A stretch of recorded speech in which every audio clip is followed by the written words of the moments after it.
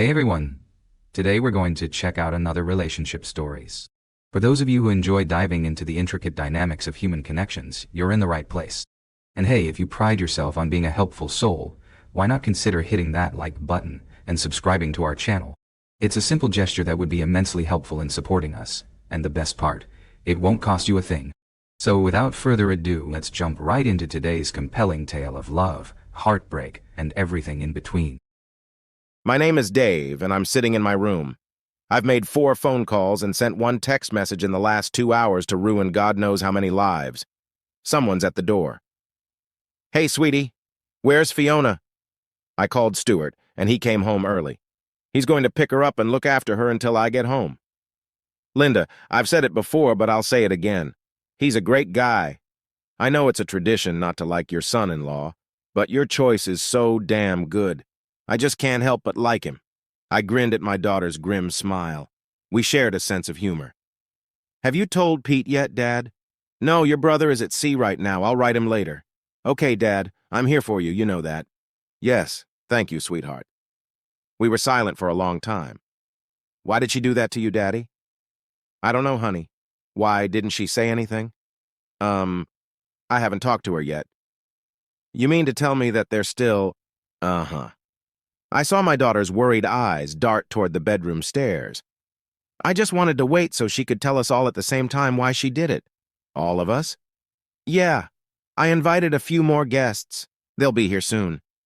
What are you gonna do? No more or less than it takes to get through this. So you have a plan already? I do. It's not up to her? No. The facts speak for themselves. The cause is irrelevant. But she could have been blackmailed.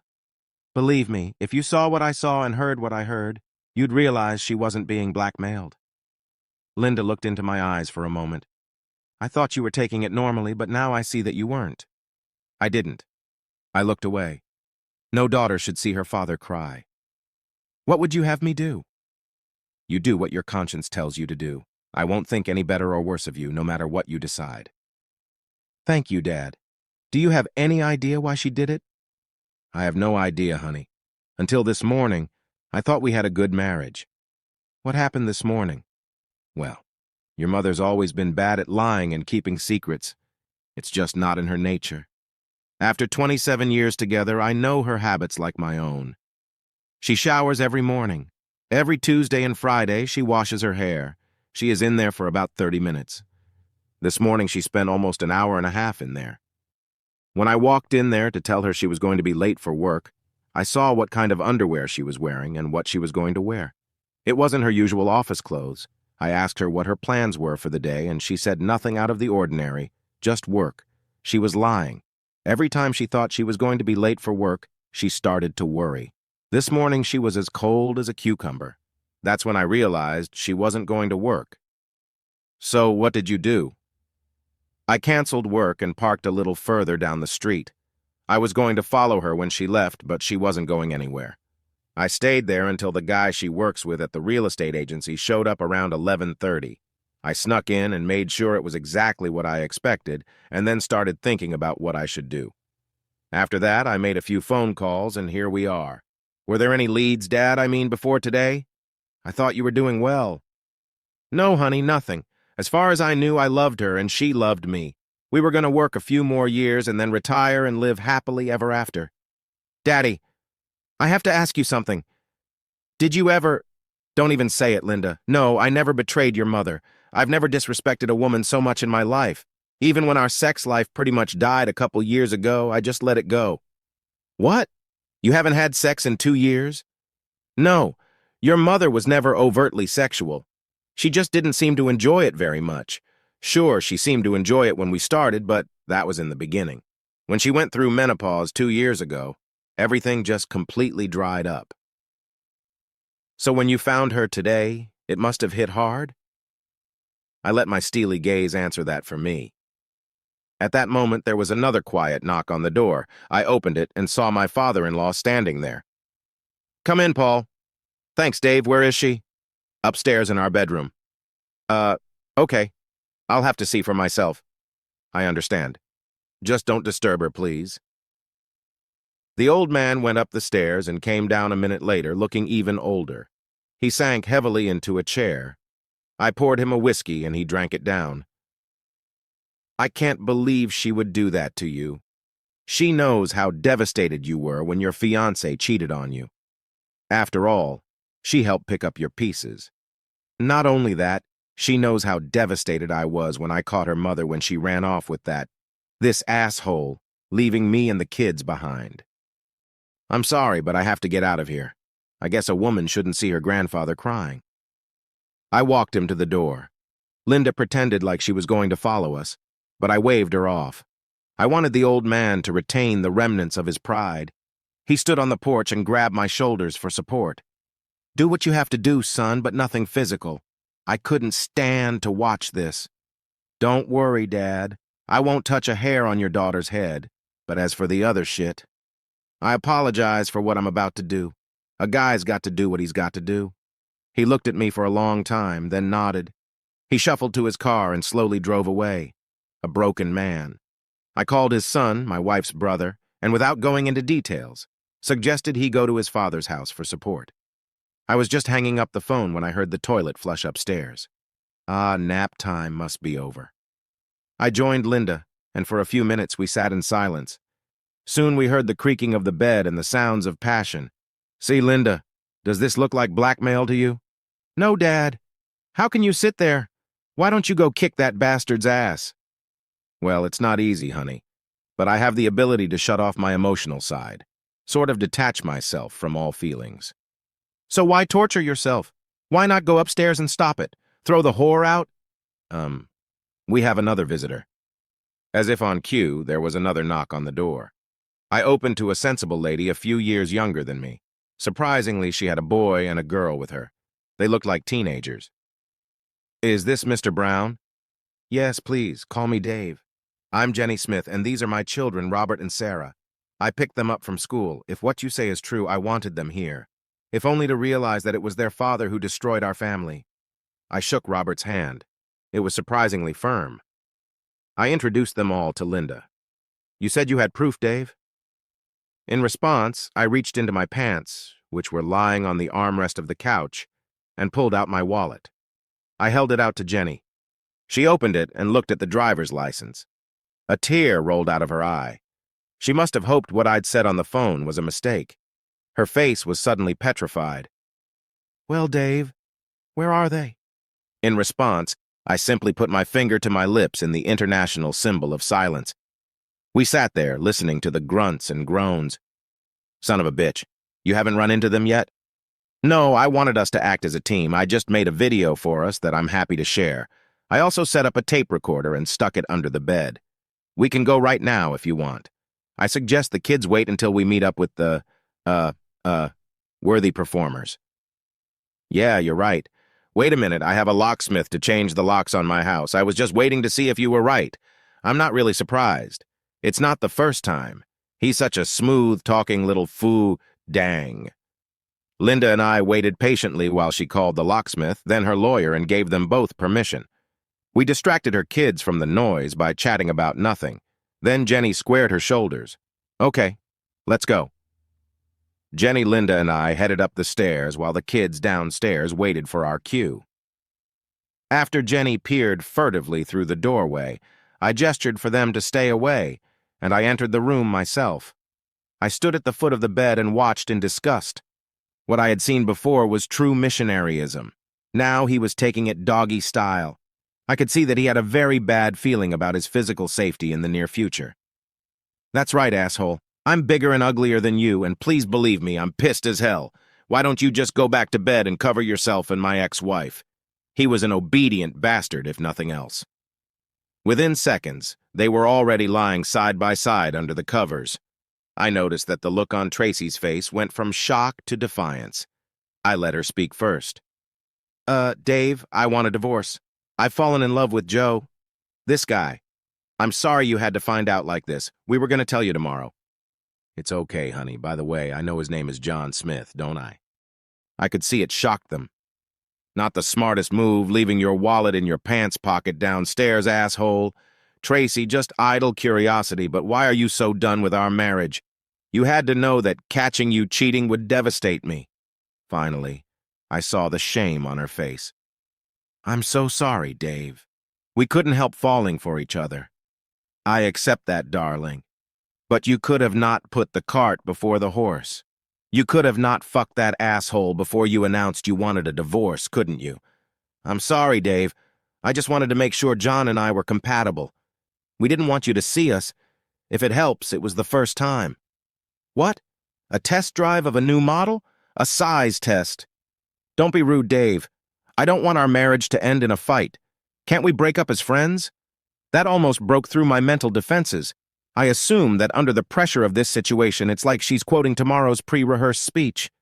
You've got to be fucking kidding me. You're lying in my bed with another man and you want to break up as friends. I don't think so. We stared at each other until Tracy lowered her eyes.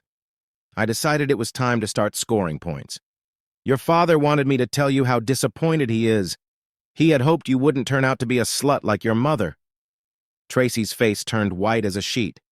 Yeah, I called him. I'm surprised you haven't seen him. He was just standing here half an hour ago. Why? Because, bitch, I wanted you to start feeling the same pain I've been feeling since that asshole showed up. I don't know what the kids would think of that. Oh, God, Dave, please don't tell the kids, please. Sorry, honey, too late. Linda took this moment to appear in the doorway. Tracy took one look, shrieked, and hid her face under the sheet. Don't worry, Mom. It doesn't work for ostriches, and it won't work for you. Tracy just moaned under the sheet. Her bed partner continued to look very uncomfortable. When Dad called me, I questioned it. I just couldn't believe you would do that to him. Now I understand why he called me. If I hadn't seen it with my own eyes, I might have convinced him to forgive you. But seeing you like this, I know that will never happen. Silence, save for deep, agonizing sobs, was the only answer. Well, Mom, if you have nothing more to say, I'll say it all. We don't need you babysitting your granddaughter this weekend. In fact, if cutting her off from seeing her protects her from your poisonous influence, then you can kiss her goodbye once. From beneath the sheet came a pitiful, no. Now Linda was sobbing herself. You should have seen the look on poor old Grandpa's face. You devastated him. She turned to run, but I grabbed her and hugged her. She broke free and ran downstairs. Soon we all heard the front door slam. A few more minutes passed before Tracy reappeared with red eyes. Why did you do that, Dave? Because you haven't yet experienced half the pain I'm experiencing, Tracy. You haven't felt your heart ripped out and stomped on. But you'll get it, I assure you. Now I've had enough of this charade. Just get out of my house, both of you. A defiant expression reappeared on Tracy's face. If anyone is going to leave this house, it's going to be you. I used the power of attorney you gave me, just in case something happened to you, to transfer the documents into my name only. I think the hotness of her own voice even surprised Tracy. She could certainly see in my face that by revealing yet another of her betrayals, she had pissed me off even more. She also realized that morally, she was just digging her own grave deeper and deeper. I quickly came to my senses. It's a strange thing with shocking news. It stops hurting so much when it reaches a certain point. I reached that point 2 hours ago. How are you going to pay your mortgage, Tracy? You think you and I haven't figured it out, Dave? With my salary and commission and John, we'll be fine. What are you talking about, Tracy? Your boss, Mr. Johnson, told me to tell you both that you're fired. He would have told you himself, but apparently both phones are disconnected. Good Christian soul that he is, he had a vague idea of two married assholes like you cheating during work hours. You didn't tell him, Dave. Tell me you didn't. Uh-huh. And send him some nice pictures. Tracy's bedmate had finally found his voice. How do you know I'm married? Do you remember your driver's license? Phone book, cell phone, easy. Wife Jenny, about 5'6", pretty redhead. Kids, Robert and Sarah, look like good kids. Please, Mr. Brown, don't tell my wife. Why not? You haven't finished emptying all your bank accounts in preparation for sailing off into the sunset with my wife. She's getting the house. Just give me a chance to speak softly to her, please. She doesn't deserve this. I still love her in my own way. She doesn't deserve to find out. What, she doesn't? Yeah, you're right. Unfortunately, it's too late. I didn't need to turn around to know exactly when Jenny and her kids walked through the door. His face spoke for itself. The look on his face was priceless. Yes, it is too late, my dear husband. I am eternally grateful to Mr. Brown for bringing this to my attention. Just so you know, the video he'll give me should be enough to activate the post-marriage contract we drew up last time I forgave you." Tracy turned her head to look at her bed partner. In my detached state, I lazily wondered why. Was it the fact that he was a serial cheater? Or was it the news that their financial plans were now thwarted? "My house has had the locks changed a long time ago. If you want to come by in the morning to get your stuff, it'll be in the dumpster I'm going to hire this afternoon." Throughout this tirade, poor John stared in horror at his feet. I found out later that he was the one who seduced Tracy, but the test drive was her idea. In fact, his plan was to tell his wife and family the next day. He looked longingly at his wife, then glimpsed the children, but couldn't look them in the eye for long. Jenny was losing control of herself, but came to her senses briefly. "Well, kids, if you've ever wondered what a prostitute looks like, take a good look." Tracy cringed under their gaze. Jenny grabbed the kids and ran out. I walked over to the bed and growled at the shrinking couple. "Just get out of my house. You have no idea how furious I am right now. I'll be back in 2 hours or so. I want you both gone when I get back." One look at my face convinced them of the seriousness of my intentions. I ran after Jenny and detained them before they left. We agreed to meet at a coffee shop, which we did. We comforted each other and tried to guide the kids through the upcoming process. Robert turned out to be an adult beyond his years and helped calm his sobbing sister. I really wish her father was here to see his daughter's pain. I gave Jenny my card and offered to help her in any way I could. I think we parted as friends. The next week was very difficult. Yes, I can shut off my emotions in a critical situation. However, that doesn't stop the pain. It only postpones it. Of course, I was busy with work and lawyers. They were very interested in my testimony, especially the tape recorder I pulled out from under the bed. It recorded some pretty decent conversations in which the two lovers detailed their plans to take over most of the two families' marital property. Tracy justified it as her right because of my earning power. Of course, the position in divorces was equal, but my lawyer informed me that judges had a way of getting away with it, and evidence of pre-planned fraud could often sway them. Linda insisted on listening to the tapes too. We were both stunned by her mother's planned vindictiveness. Linda called her mother for an explanation, but got nothing to convince her that it wasn't just pure evil. I made a brave face for Linda and a brave voice for my son when he called, but it wasn't easy. The next weekend after the show, I got a call from Jenny. She was very happy to mow her own lawns, but had no idea how the mower worked. After a few lessons on Sunday and doing some other minor maintenance work, I was invited to stay for dinner. We chatted as the kids went to bed, then things got serious. "How are you, Jenny?" "About as well as can be expected, Dave. Thanks for asking. I think I've been mentally preparing for this for years. Deep down, I knew it would happen again. My lawyers found out what he planned to do with our finances and blocked it all. I couldn't believe this little asshole was going to leave us practically penniless. Asshole. My lawyers tell me I'll get the house, alimony to me and child support, plus 90% of the assets, thanks to the evidence we have and the post-wedding agreement." "Glad to be of service, Jen. My attorney said something similar, but only about 50–70% of assets. He came by 2 days ago begging for alms. I think his lawyers were telling him the same thing as mine, and the thought of being raped terrifies him. I told him to back off. My only concern is the effect on the kids. Sarah is at the age where she can develop normally without a father, but I worry about Rob. I know, Jen. At his age, a boy needs a good, strong role model. I've been thinking about it. Could I volunteer for this job? I would be honored to come into his life and help in any way I can." Jenny was silent for a long time. I could see the conflict on her face. I know your ego must be a little vulnerable at the moment, Dave, so I don't quite see how—" "Don't worry about it, Jen. Rob's support is all I can offer at the moment." I could see the look of relief on her face. We discussed the details for a while.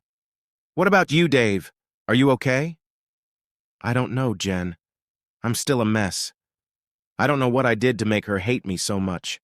Finding her with your John just emasculated me. It makes me question my own manhood. Was I so inadequate that— I just don't know. The destruction of her relationship with her children, her father, possibly our mutual friends, combined with her firing, just doesn't seem enough. I only feel like half a man. Believe me, I know exactly how you feel, Dave." Jenny stared at me, obviously reasoning with herself.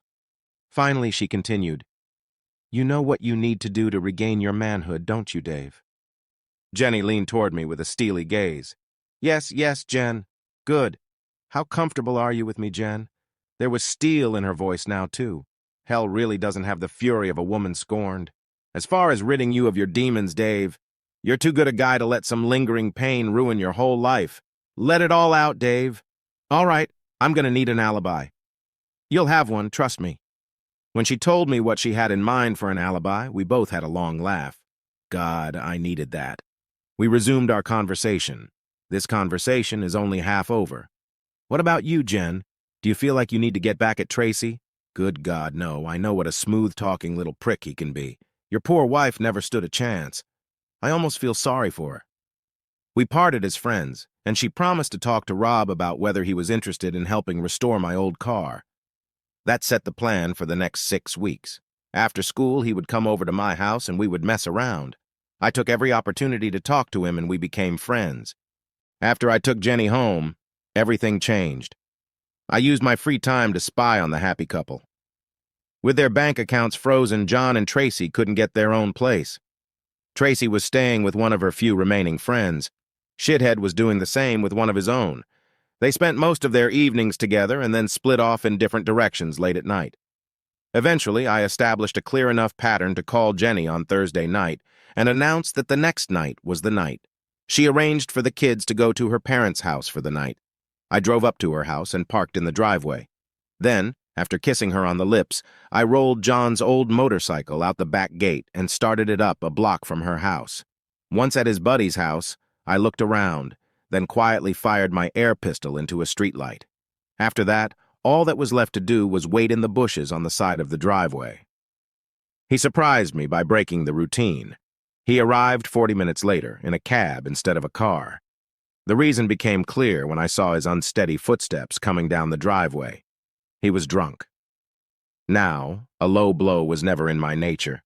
My sense of honor demanded a fair fight. I stood up to him. "Hello, John." He froze. Then in the dim light I saw recognition light up in his eyes. He certainly didn't react the way I expected. Well, they don't call it Dutch courage for nothing. "Well, this is the guy who couldn't keep his woman in line. Very bad move on his part." Instantly, my carefully thought-out plan of limited attack went out the window. The offended brute pounced. A right punch to the jaw caused him to fall to all fours. Then my memory fogged up a bit. Based on later reports, I kicked him several times in the ribs, stomped his kidneys and shins, and then landed half a dozen apt blows between his legs. Fortunately, my red haze cleared, allowing me to complete the last part of my plan. I picked up his emotionless body and threw him into the middle of the road. Maybe the police would think he was another unfortunate victim of a hit and run, maybe not. Jenny was eagerly awaiting my return and questioned me about how it had gone. She didn't seem upset that I had disrupted my plan in anger. Upset people don't usually smile like Cheshire cats. When she had all the dirty details, I excused myself to go take a shower and get rid of any potential evidence. I checked for bruises on my knuckles. Everything was fine. My eyes were closed when I felt a cool breeze and then warm skin. A pair of arms wrapped around me from behind. "I thought you didn't want this." "Fuck what I want. You need this. You got the man. Now you need to get his woman." I turned around, and we kissed. God, I needed that. We finally got away from each other. Besides, when the police come to check my alibi, I want to be as convincing as possible. Now finish up and go to the bedroom. Who am I to refuse a lady's request? Still wet, I threw her on the bed. Normally, as a lover, I pride myself on my attention to a woman. Today, there was none of that. I took her as long and as hard as I could. As far as I could tell, she was enjoying it too. I woke up in the pre-dawn light when I felt her slide back into bed. She snuggled up against me. "I'm so sorry, Jen. I was really tired last night. I hope you weren't too disappointed." "If that was you in second gear, God help me when I get your third." I continued to gently make love to her a few more times. After that, we both dozed off again. I woke up to breakfast and coffee. "Hey, Dave, some jerk broke the back window of your car last night. I already called the police." Sure enough, the police came and my number was entered into their system. It was soon linked to a report of a possible assault last night. It was very convenient that my alibi and I were together in a house that smelled of sex. A curious neighbor confirmed our story that my car was parked there at the time of the attack, as it had been several times a week for the last while. I was never a serious suspect. I saw Tracy one more time, about a week after her lover's bad night out. She called and said she was coming by to pick up the rest of her things. When I explained that everything had been donated to charity, she said she still wanted to talk. When her car pulled up, I looked out the window and saw Tracy standing next to her car talking on the phone. I opened the door in my robe when she finally knocked. She frowned at my choice of clothing, but my face gave nothing away when I invited her in. I took my phone and purse, carried them to the spare room, and closed the door. She was smart enough to guess that I suspected she might try to record this conversation. We sat down on either side of the kitchen table. "Dave, you should know that I made a deal with my friend that if I didn't call within 60 minutes, she would send the police here." I nodded in response to her wise precaution, but remained silent.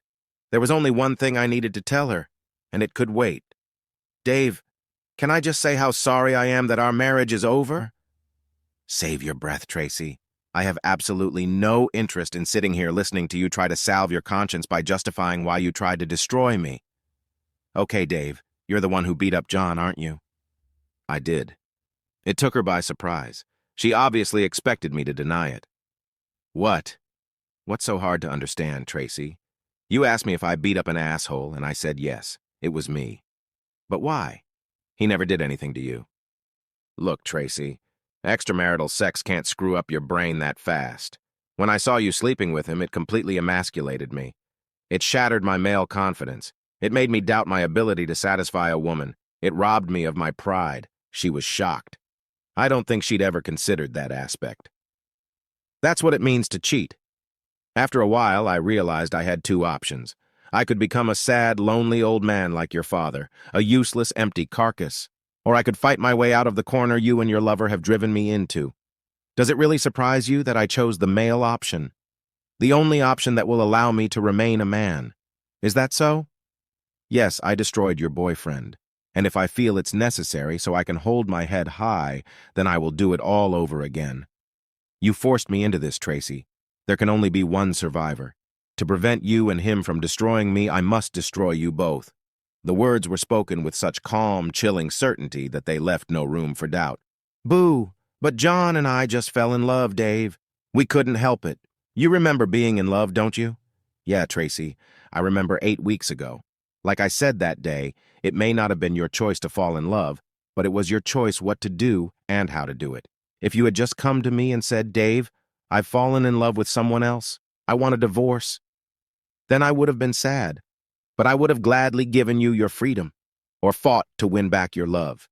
Whichever I chose at the time, by declaring your intentions the way you did, viciously and cruelly, you declared war on me, betrayed everything I stand for, and everything I thought you stood for. What now, Dave? Can you leave John and me alone now that you've had your revenge? Yeah, I think I can. If only because I can't think of anything else to destroy. Thanks, Dave. Don't worry, Tracy. I'm not the one you should be worried about. Eh? I got my revenge on Johnny Boy. His wife hasn't gotten to you yet. I'd keep an eye on her if I were you. I can tell you she's a very mean lady. At that moment, a woman's voice came from the bedroom. Are you coming back to bed, Dave? You promised me a hot bed. Who's that? It's Jenny. She ran off screaming. I went up the stairs to a fully clothed Jenny. She held me until the shaking stopped. As for Tracy, she flew off somewhere far away. I never tried to find her or contact her again. Like I said, my name is Dave, and I feel fine. I read somewhere that some people who take revenge on those who have wronged them find it an empty experience. Pig's ass. That's the most effective cure for depression I've ever heard of. It's time to stop dwelling on the past. I have a new life ahead of me. Jen and I never became a couple. We used each other to ease our frustrations pretty regularly, but lacked the necessary spark to move on to the next stage. But we were good friends and cared for each other. Under our joint guidance, things worked out for Rob and Sarah. I backed off when potential boyfriends were around her and stayed out of her bed until their relationship ended. One or two of them were a little scared of me, as I told them that if they hurt her in any way, they would have to answer to me. Before the last one proposed to her, he even asked my permission. He was a great guy, and I happily blessed their union. The wedding was very emotional. Her father left, and she asked me to walk her down the aisle. Oh. At the wedding, she introduced me to an old friend of hers. With my Jenny and self-therapy, I have become balanced enough to have a normal relationship, and am now considering asking Jenny to marry me. Well, why not? If it wasn't for the payback I put on the two crooks, would I have recovered enough to lead a normal life? Hell no. My name is Tracy, and for the past 2 years my life has been hell. I think I can justify what I did back then. However, it's much harder to justify what I did last week. Looking back, I realized that my life with Dave was good. However, it has become stale. The only thing I have left is my first granddaughter. So when John started showing interest in me as a woman, I felt like a teenager again. He was attentive and caring, and what can I say? He swept me off my feet. In the back of my mind, I knew something was wrong with us, but it felt so damn good. Our relationship followed the usual pattern of talking, dating, kissing. I don't remember guilt ever being an issue. By the time we crossed the line and kissed, I already knew I loved him and he loved me. We planned to leave our spouses and get married. My friend Carol, who had gone through a difficult divorce, explained that her ex had taken over all the assets from the beginning, and it was very difficult for her to even hire a lawyer. That's why John and I quietly took control. I didn't know how his wife would react, but I was pretty sure my Dave would not be happy. We had talked often about what cheating was, and I realized I would be out of line before John and I even announced our decision. I fully intended to give Dave whatever the court required after the divorce. I just wanted to be in the driver's seat and protect myself from any retribution. Carol also asked if I had slept with John. I had never particularly enjoyed making love, but a girl has to think she's still woman enough to be sexually attractive. I knew my husband still found me that way. He demanded that I hug him quite often. If I had the same spark for Dave that I had for John, this whole mess could have been avoided. Anyway, Carol planted doubts in my mind. When I needed sex sometimes, I wanted it to be good, didn't I? At my stage of life, sex was more of an emotional thing than a physical thing. I didn't expect John to be as good as Dave. Dave was attentive, tender. This is what produced my latest catastrophic betrayal of my marriage. Thus, my first encounter with John was a double exercise, one to test him, and the other as a final bonding exercise to steel myself for the emotionally demanding tasks we had planned for the next few days. Frankly, I wanted to capture John's attention so he wouldn't give up on our plans. Even then, I suspected he was a pretty weak man. Had I ignored the possibility of being caught and Dave freaking out? Did I think about how it would affect my father and children? The simple answer is no. I never expected to get caught, and if I did, I never expected Dave's nuclear response. As for the rest, I just didn't think about it. I never compared myself to my mother. I was so young when she left us, it just didn't enter into the equation. After all it cost me, I wish I could say that sex with John was mind-blowing. But it wasn't. I caught myself pretending to be happy, just like I did with Dave. I still have no idea how Dave found out about my one and only cheating. It just didn't matter to me. I was devastated when I saw the hurt in his eyes when he walked into the room. I tried to justify myself to myself later, but of course I couldn't. He had never done anything bad enough to warrant it. My guilt manifested itself as disobedience for a very short time. But it didn't last long. The thought of my father witnessing my misbehavior and my daughter's words were just killing me. The look on John's daughter's face was almost as horrifying. I had no idea my husband was capable of such cruelty. When I got the call from the hospital about John's hospitalization, I instinctively knew it was Dave's doing. The doctors thought John's broken jaw, concussion, bruised kidney, 3 broken ribs, cracked tibia, and shattered groin were consistent with an accident. That's not what I thought. That's why I called the police and gave them Dave's name and license plate number. But when I called back 2 days later, they said Dave was not a suspect. That's why I stayed with John all week while he was in the hospital. I knew he needed my protection. Until 2 months ago, if you'd asked me if my Dave was capable of this, I would have said no way. Within 15 minutes in my old bedroom, I glimpsed a new one, Dave's monster. The monster I knew I had created, a monster more than capable of boundless cruelty. Yes, I just knew it was Dave. That's why, just before John was discharged, I called Dave and arranged to meet at our old house. This shit had to stop. Hadn't he gotten his revenge yet? John and I were both destroyed. We needed to face it. I was sad to walk to my front door. Not as sad as I expected from the upcoming conversation. How had I gone from loving a man to thinking of him as an enemy in such a short time? Before ringing the doorbell, I called Carol and told her to call the police if she didn't hear from me in an hour. The door was opened by Dave in a bathrobe. Unusual. There was no expression on his face as he invited me in. When he asked me to hand over my phone and purse, I scolded myself for not thinking to bring my voice recorder. Then I asked myself why. He would never admit to the assault. I quickly glanced at the stranger I had known for over 27 years. I felt remorse for the way our marriage had ended. By explaining how I fell, I hoped to ease his pain and maybe get him to back off a little. He shut me down as soon as I started, said he wasn't interested in why. His tone was harsh and his expression blank. Who was this guy? I didn't recognize the face or the voice. I was stunned when he nonchalantly admitted to beating up John. When I heard his motivation, I realized why he did it. Let's just say it did nothing to assuage my conscience. I genuinely didn't understand why Dave hated John so much. He, of course, was very quick to put that thought in my head. I suddenly realized how self-centered I had become.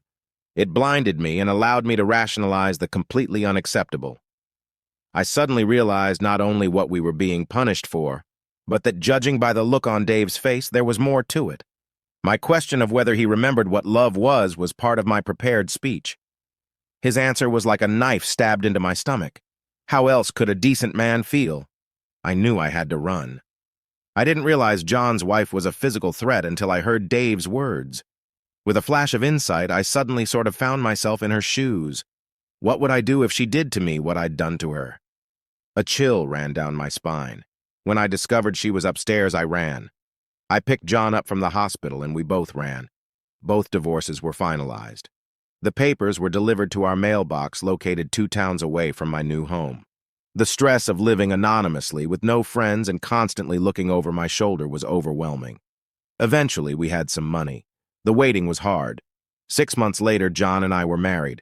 Looking back, we were 2 shipwrecked people thrown together, and that was a mistake. I also think one of the motivations was that by getting married, we could retrospectively justify the pain we had caused to many, especially ourselves.